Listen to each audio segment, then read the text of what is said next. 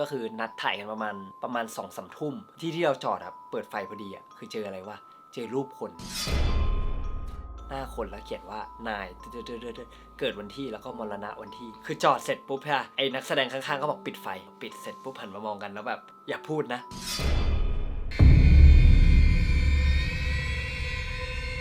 สวัสดีครับเคนะครับผมก็วันนี้นะครับเราจะมาเปิดประสบการณ์หลอนนะครับคือเราเนี่ยเคยเล่าเรื่องหลอนๆนะครับจากมหาลัยที่อเมริกาไปนะครับแต่วันนี้เนี่ยเราก็จะเปลี่ยนนะครับเราจะมาเล่าประสบการณ์ที่เราได้เจอในกองถ่าย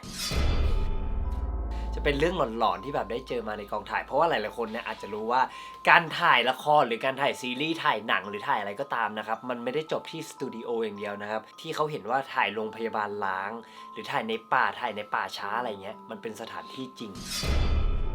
ถ่ายวัดถ่ายอะไรเงี้ยแล้วแต่กองนะก็จะมีการแบบไปขอเจ้าที่ไว้ก่อนหรือว่าแบบขอให้ถ่ายทำได้ราบรื่นอะไรเงี้ยแต่เราเนี่ยก็ตั้งแต่ถ่ายละครถ่ายซีรีส์มาก็รู้สึกว่ามันก็มีประสบการณ์อะไรที่อาจจะแบบเราได้ยินมานะครับหรือว่าเราประสบโดยตรงวันนี้นะครับจะมาเล่าสู่กันฟัง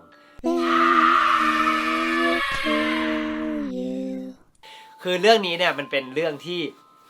เราได้ไปถ่ายทำหลายโลเคชันเหมือนกันแต่มันจะมีโลเคชันหนึ่งที่เราไปถ่ายประมาณ 2-3 ครั้งนะครับซึ่งเป็นโรงพยาบาลที่ปิดลงแล้วซึ่งเรารู้มาว่าโรงพยาบาลนี้เนี่ยเป็นโรงพยาบาลเกี่ยวกับตานะครับกับโรงพยาบาลเด็กครั้งแรกที่ได้เข้าไปคือไม่ได้คิดอะไรแค่รู้สึกว่าอันนี้เป็นโลเคชันถ่ายธรรมดาเนี่ยเพราะว่าเราเห็นว่ามันก็มีหนังหรือซีรีส์เรื่องอื่นเนี่ยมาถ่ายทำที่โลเคชันนี้เหมือนกันก็รู้สึกว่าไม่ได้กลัวอะไรแล้วก็ทีมงานเวลาแบบมาที่เซตเนี่ยมากัน 30-40 คนรวมถึงนักแสดงท่านอื่นที่แบบว่าเราได้เล่นด้วยเนี่ยก็เลยไม่ได้มีความกลัวเกิดขึ้นอะไรเงี้ยอยู่ๆเนี่ยมีทีมงานคนนึงมาบอกว่าพี่เคกลัวอะไรอย่างนี้หรือเปล่าก็บอกว่าก็ไม่ได้เคยเจอโดยตรงนะก็ไม่ได้กลัวอะไรก็น้องเขาบอกอ๋อโอเคดีแล้วค่ะพูดแค่นี้แต่ก่อนขึ้นมันจะเป็นลานจอดรถที่แบบให้กินข้าวซึ่งใกล้ๆตรงนั้นระหว่างทางขึ้นตึกมันจะมีธูปปักอยู่ก็อาจจะเป็นการที่เขาขอเจ้าที่หรือเปล่าเราถ่ายชั้น4แต่ชั้น2เป็นทีมเสื้อผ้าหรือว่าทีมแต่งหน้าห้องพักนักแสดงอยู่กันชั้นนั้นแต่ชั้นที่เราจะไม่ได้ถ่ายคือชั้น3ก็ไม่แน่ใจว่าอาจจะเป็นเพราะว่าโลเคชั่นมันไม่เหมาะหรือเปล่าแต่เอาเป็นว่าชั้น3เป็นชั้นเกี่ยวกับเด็กซึ่งเขาก็บอกว่าเคยมีเด็กเสียชีวิตที่โรงพยาบาลอะไรเงี้ยที่เราได้ยินมาคืออยู่ดีๆมีเหมือนทีมไฟหรือทีมกล้องคนหนึ่งเหมือนตกใจแล้วก็วิ่งลงมาอะไรเงี้ยแต่เขาก็ไม่พูดอะไรเราก็ถ่ายเสร็จก็ไม่ได้เจออะไรแต่คราวนี้ก่อนถ่ายจบปิดกล้องอะไรเงี้ยเขาก็มาบอกว่าทีมพ็อปทีมโลเคชั่นอะไรเงี้ยเขาบอกว่าบางครั้งเนี่ยตอนแบบลงมาจากชั้น3เนี่ยได้ยินเสียงเด็กมันก็ยังเป็นปริศนาอยู่ว่าไอ้ที่เขาวิ่งลงมาเนี่ยคือเขาได้ยินอะไรมาหรือว่าเจออะไรมาหรือเปล่าเพราะทีมงานคนนั้นเขาก็เลือกที่จะไม่พูดแต่เขาบอกว่าถ้าสมมุติว่าพี่จะไปไหนก็เดี๋ยวให้ทีมงานไปด้วยละกันพูดแค่อย่างเงี้ยเข้าใจปะก็เลยแบบชิบหายละ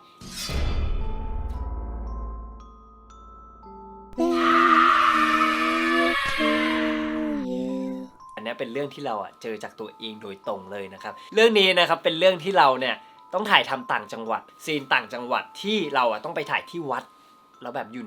ในหลืบเขาจะแบบไม่ใช่ว่าวัดที่อยู่ตรงถนนใหญ่แต่คือต้องเข้าไปอีกแบบหลาย10 กิโลเพื่อเข้าไปถึงแล้วระหว่างทางคือไฟแบบสลัวไม่ได้เป็นไฟแบบลัดที่มันสว่างนึกออกปะวันนั้นเนี่ยเราไปกับนักแสดงอีกท่านหนึ่งก็คือบ้านเราอยู่ใกล้กันนะครับก็เราขับรถไปด้วยกันแล้วตอนนั้นนัดโลเคชั่นก็คือนัดถ่ายกันประมาณ2-3 ทุ่มที่เราจอดเปิดไฟพอดีคือเจออะไรวะเจอรูปคนหน้าคนแล้วเขียนว่านายเกิดวันที่แล้วก็มรณะวันที่แล้วก็คือหน้าหันออกมาเฟซเอาท์อย่างเงี้ยคือจอดเสร็จปุ๊บไอ้นักแสดงข้างๆก็บอกปิดไฟหน้ารถปิดเสร็จปุ๊บหันมามองกันแล้วแบบอย่าพูดนะพูดแค่นี้จังหวะนั้นเคก็เลยแกล้งปิดรถเขาจะมาแบบดับรถวิ่งออกมาก่อนเลยแล้วมันก็ล้อด้วยอะไรอย่างเงี้ยคือตอนนั้นเราไม่ได้คิดอะไรไงความหลอนก็คือไอ้ที่จอดรถอยู่ตรงนี้และไอ้ที่บอกว่า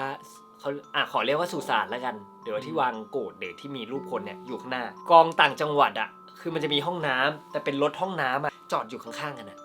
เขาจะเท่ากับว่าทุกครั้งที่เดินไปเข้าห้องน้ำมันต้องผ่านจุดนี้มันต้องผ่านจุดนี้เพื่อไปเข้าห้องน้ำอะไรเงี้ยแต่นะไม่ใช่เรื่องอะไรเท่าไหร่เราก็เลยเข้ามาใน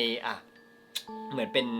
ลานแอเรียที่แบบพระเขาแบบสวดศพกันแล้วคือด้วยความที่เราไม่รู้มันก็เห็นทีมงานไปนอนกันตรงนั้นแต่เอาเป็นว่ามันจะมีโรงหนึ่งที่เป็นค่อนข้างสวยงามแล้วเราก็ไม่รู้ว่ามันคืออะไรเหมือนตู้หนึ่งที่มันดูแบบ สลักลายแบบลาย ลายไทย ลายอะไรเงี้ยสีทองนู่นนี่นั่นแล้วเป็นแบบเหมือนเป็นตู้แช่แข็งอะไรเงี้ยด้วยความที่เราก็เป็นคนศาสนาคริสต์ก็ไม่ค่อยได้รู้แล้วคราวนี้เราก็นั่งแล้วก็มองสักพักหนึ่งแล้วมันอยู่ไกลๆอ่ะคือเอาง่ายว่าสมมติว่าห้องมันอยู่อย่างงี้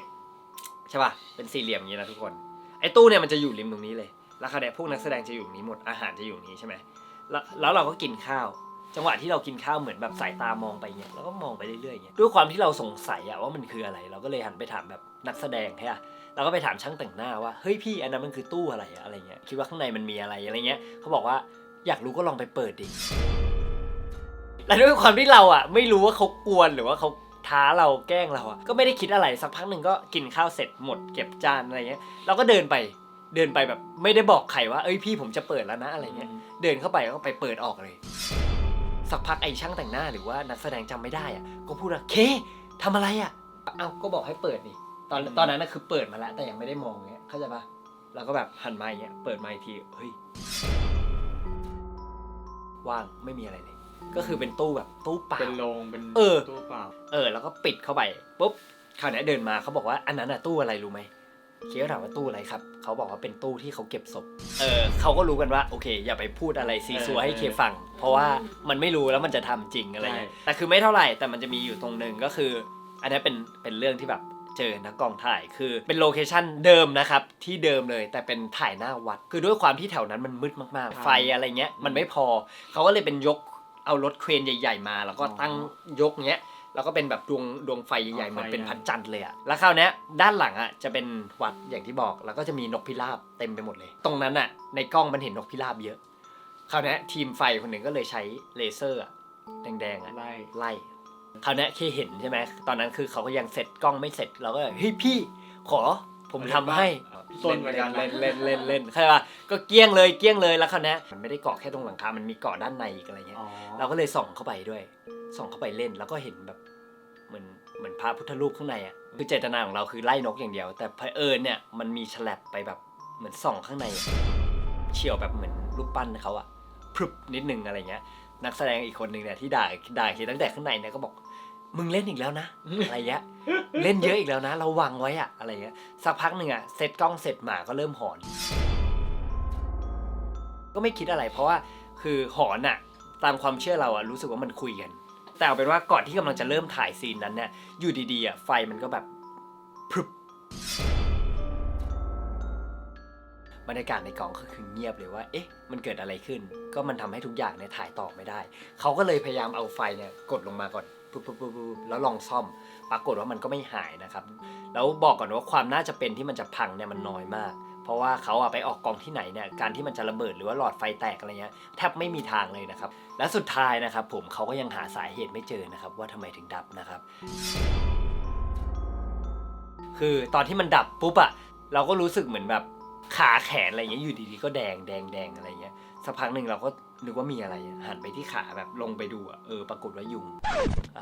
จบสุดท้ายนะครับมันก็แล้วแต่ความเชื่อส่วนบุคคลนะครับใครนะครับไปเจออะไรมาหรือเขาทักทายอะไรไว้นะครับก็ฟังไว้ก่อนนะครับอย่าไปเปิดมั่วหรือว่าทำอะไรมั่วนะครับใครชอบคลิปแบบนี้นะครับแล้วอยากให้เคนเนี่ยหาเพื่อนๆพี่ๆนักแสดงเนี่ยมาเล่าด้วยกันว่าประสบการณ์หลอนในกองถ่ายเจออะไรมาบ้างเนี่ยก็คอมเมนต์บอกกันข้างล่างได้นะครับผมเอาไว้เจอกันนะครับสำหรับวันนี้สวัสดีครับ